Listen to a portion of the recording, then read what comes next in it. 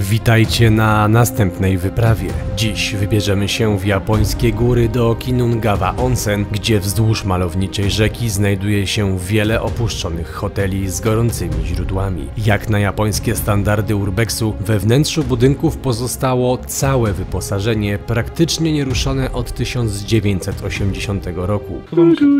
Przynoszę wam przybysze szczęście. Problem jest tylko jeden. Opuszczone kurorty mieszają się z tymi dalej użytkowanymi. Słuchajcie, mamy taki pomysł, bo jest tutaj wiele opuszczonych hoteli, choć nie do wszystkich jest wejście. Na pewno ogarnęliśmy, że ten po mojej prawej stronie jest opuszczony i można tam wejść i tam pójdzie później Kuba. Ja z Łukaszem chcemy obadać ten najbardziej znany hotel, no ale bardzo możliwe, że ostatni film jest sprzed roku, więc teraz tam nie ma wejścia, musimy to rozkminić i pójść tam. Więc na razie sobie tu stoimy jak zwykli turyści, no nie? I dokonujemy podziału. Choć nie wyglądamy jak zwykli turyści. Genezę wam historii tego miejsca, dlaczego upadło, to powiemy jak wejdziemy do środka, chyba że się z drona słyszeliście. O! Widzisz? Cały moc się buja.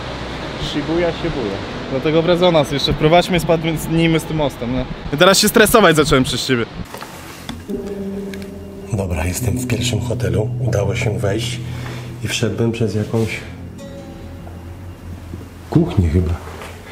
Na razie jeszcze nie chcę tak bardzo świecić, muszę się lekko rozeznać w terenie, bo tam jest aktywny hotel po lewej stronie, że tak powiem.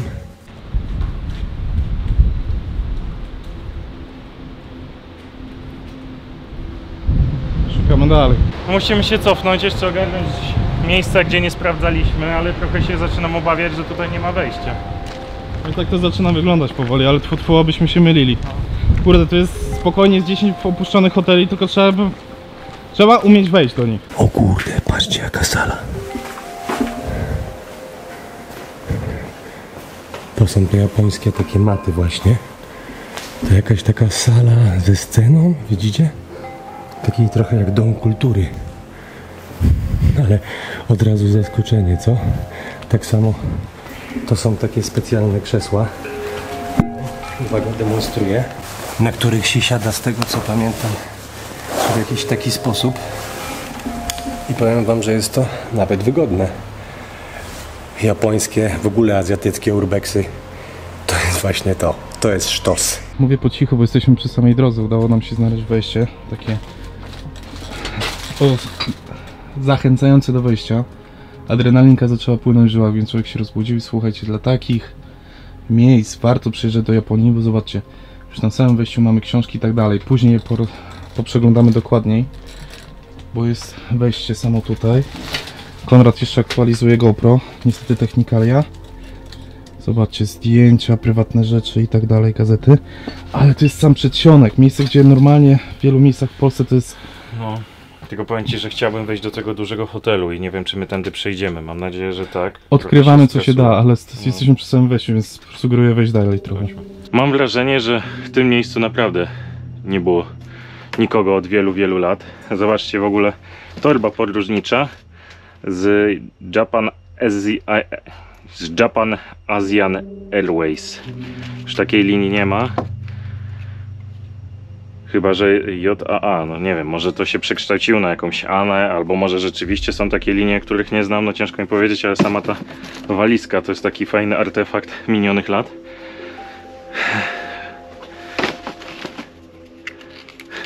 Spójrzcie, jeszcze zapałki są. Całe pudło zapałek. W ogóle mam wrażenie, jakby tutaj naprawdę kogoś długo nie było, wiesz, że chyba nie dostaliśmy się tym wejściem, którym powinniśmy. To nie wiem, co to za spray. Johansson, dosyć znana firma. Jak to w latach 80. było opuszczone, to chyba tak stoi od tamtej pory. No na pewno nic w sumie nie było tutaj donoszone do 80., więc to wszystko, to zobacz w ogóle ta walizka. Widać jeszcze została przywieszka bagażowa, taka z lat, nie wiem, 80., 90. Tamten hotel też jest chyba opuszczony, ale ten już nie. Tutaj jest taka kolejna sala, jak ta, co byłem wcześniej, więc jesteśmy w tak zwanym lobby chyba hotelowym. A tu słuchajcie, mamy jadalnię. Tylko wchodzimy tak od zaplecza. A tu są miejsca na krzesła.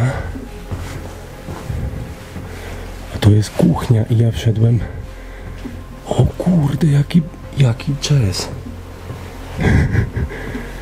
Tu jest wszystko. Jeszcze są w kartony popakowane szklanki. To są chyba te ich miseczki takie do tej zupy. Miso. Tu jak to upadło, to chyba cały sprzęt wynieśli taki gastronomiczny. Bo kuchnia to też nie jest. Dlaczego takie wielkie talerze? To plastikowe jest wszystko. Normalnie aż mi się przypomina ta Fukushima. W ogóle jak tu wjechaliśmy, to też taki klimat był fukushimski. Mimo to, że opuszczone, to zobaczcie, jak wszystko jest poukładane ładnie. I to nawet jest poukładane zestawami, widzicie? To jest jeden rodzaj, to jest drugi rodzaj zestawy. I to jeszcze takiej, jeszcze są ponumerowane. Widzicie? 17. I jeszcze jest taka ładna, zdobiona. Ja pierdzielę. A zobaczcie, czy w lodówce coś zostało. Stało trochę przypraw.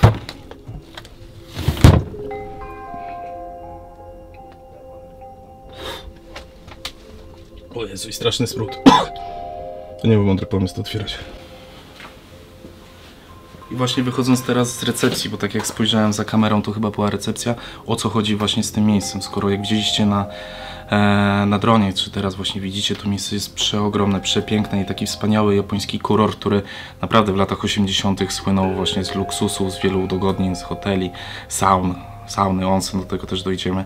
Jak to się stało, że to miejsce zostało opuszczone? Słuchajcie, musimy dojść do tak zwanej straconej dekady, czyli początku lat 90., kiedy tak zwana bańka nieruchomości, inwestycji i tak dalej w Japonii pęka. Po prostu Japonia przeinwestowała, gospodarka była zbyt rozgrzana i ta bańka pękła. I tutaj doszliśmy do ogromnego kryzysu finansowego. Po prostu wielu ludzi straciło płynność finansową, ceny kredytów wzrosły, wiele firm zaczęło podupadać i to miejsce, które napędzała turystyka, napędzali klienci właśnie pracujący w korporacjach, tutaj przyjeżdżano właśnie spotkanie biznesowe i tak dalej, po prostu zaczęli tracić klientów, a do tego, z racji tego, że wiele tych budynków było po prostu budowanych na kredyt, straciło płynność finansową, więc po prostu w pewnym momencie, kiedy właściciele tych budynków stracili tą płynność finansową, najlepsze rozwiązanie dla nich było po prostu to zamknąć i poczekać na lepsze czasy, które, jak słyszeliście, stracona dekada. A niektórzy mówią, że ta stracona dekada trwała do 2010, czyli 20 lat, spowodowało, że naprawdę te dobre czasy wracały przez długi czas.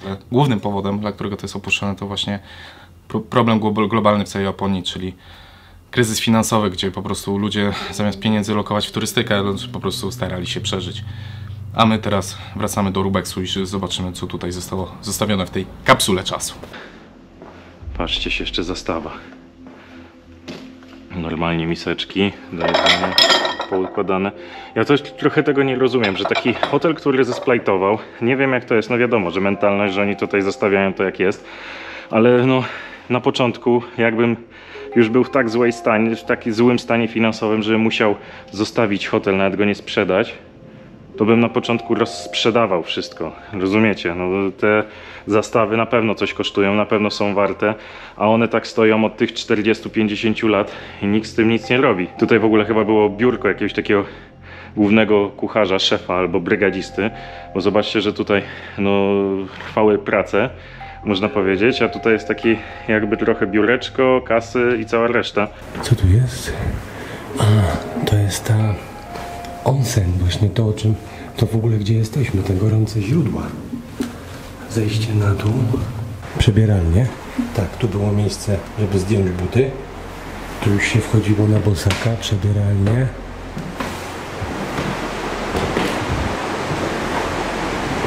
A i tu są te źródła, zobaczcie. Trzeba było się umyć, to jest chyba w ogóle damska strefa, bo jest suszarka do włosów i na różowo, nie wiem, ale tutaj też jest kobieta. Uwaga, żeby się nie poślizgnąć. Zobaczcie, to są te tak zwane gorące źródła, w których była woda. Jakby to miejsce w ogóle słynie z tego. Natomiast nie gadajcie, że to się uda.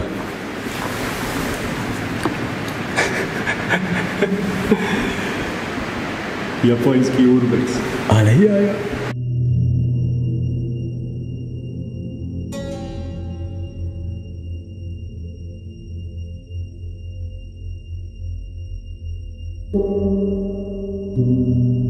To idziemy Idziemy na górę, na górne piętra.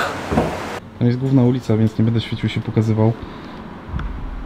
Ale do tego warto było przyjść. Słuchajcie, zestaw właśnie kinowy, Sony. Super głośniki, stacja wzmacniająca, telewizor i widać Sony Video Software. Kupę pieniędzy to musiało kosztować kiedyś. Ja tego nie wiem. Dajcie znać w komentarzu. Artisan 3300. Podejrzewam, że kolekcjonersko dalej to jest to warte. I zobaczcie, na końcu świata w Japonii, zostawione przez właścicieli. Wszystko jest ciekawe, ale to jest ciekawe, czy to była jakaś, kurde, sala wygłuszona, czy sala teatralna? No mogła być sala teatralna, bo to jest mocno wygłuszone. Tam widać właśnie scenę. I kurde, tam widać scenę, w której chciałem iść, tylko jestem niejako w małej pułapce. Zobaczcie, ten lej po bombie to nie jest strzelone właśnie jakimś pociskiem. Tutaj też mam zgnite. Się zastanawiam, którędy tam dojść. Kawałek dalej. Celuję w tę salę teatralną, roboczo nazwaną przeze mnie. Dalej widzę, że wszystko jest pognite. Ale jestem blisko. Dobra.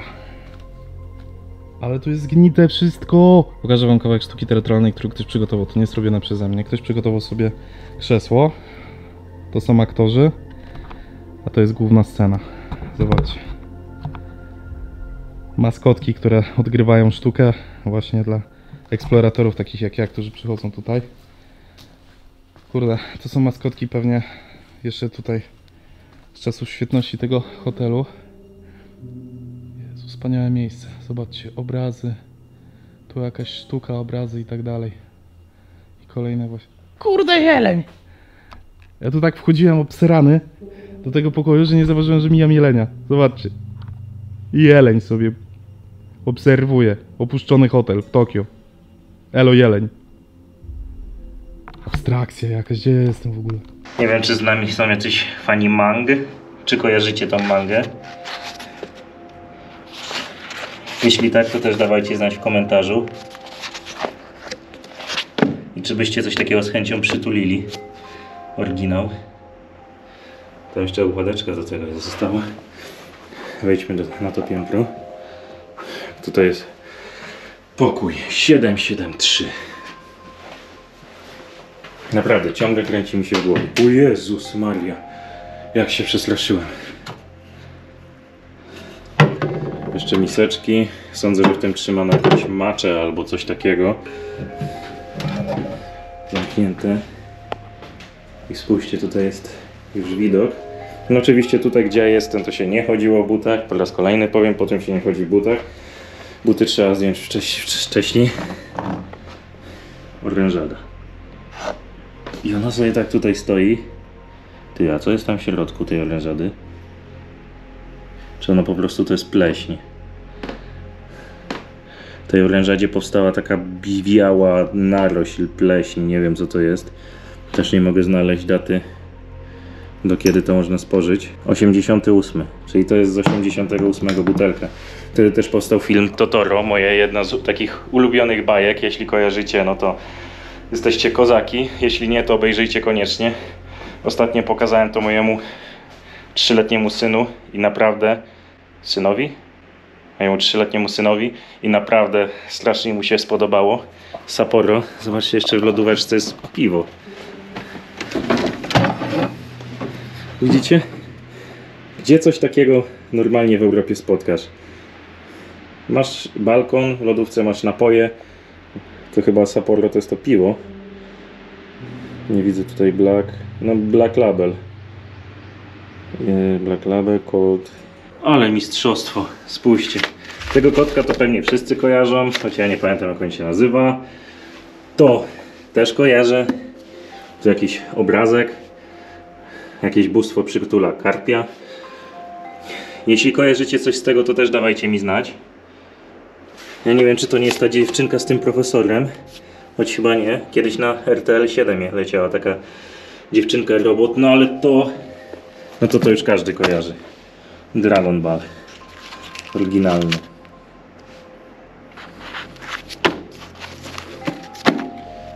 To jeszcze nie pamiętam, jak on się nazywał, czy to był szatan z serduszko, choć nie, bo on już jest tutaj, ciężko mi powiedzieć, bo już naprawdę muszę sobie powtórzyć tę serię, bo oglądałem ją ostatni raz 20 lat temu.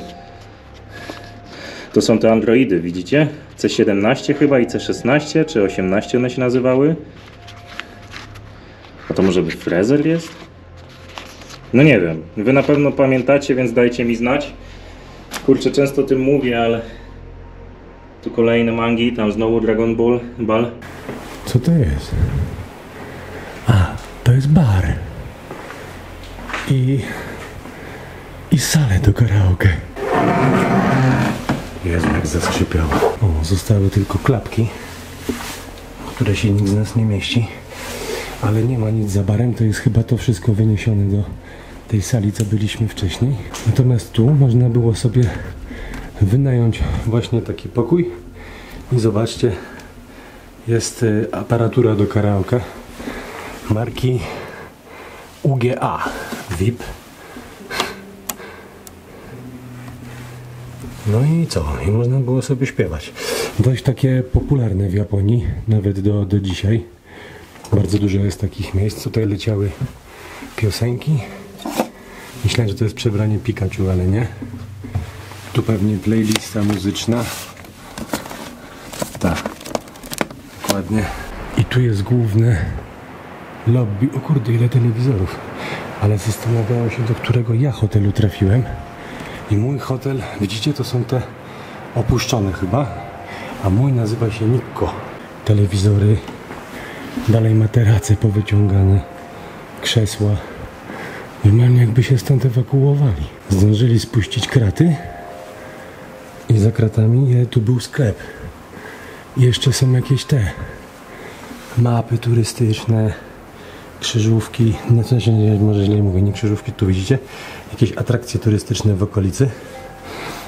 Tutaj za gablotą są jeszcze obrazy skitrane. Jeszcze na chwilę wbiłem na zaplecze i obczajcie, zapasowe klucze do pokoi. Najwyższy numer 818. Kaski. Natomiast tutaj jest Tango by Y, bo na przykład zostały dokumenty, zegarki, które były w depozycie ludzi.